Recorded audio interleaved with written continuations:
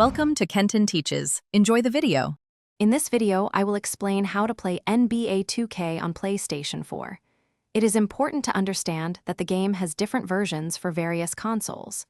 To get started, you will need to ensure your PlayStation 4 system software is fully updated. Then, you must acquire the specific game edition made for PlayStation 4, as other versions will not work. This ensures compatibility and access to all features. To play the latest NBA 2K game on your PlayStation 4, you must acquire the correct edition.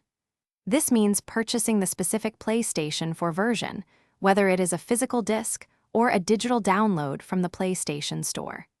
It is crucial to note that the PlayStation 5 version of the game will not function on your PlayStation 4 console. Always verify the game packaging or the digital store description clearly states PS4 to ensure compatibility. Once you have the correct game version, the next step is installation. If you have a physical disc, simply insert it into your PlayStation 4 console.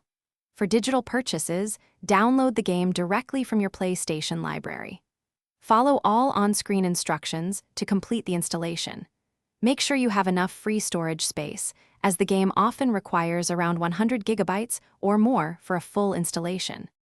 After installation is complete, you are ready to launch the game.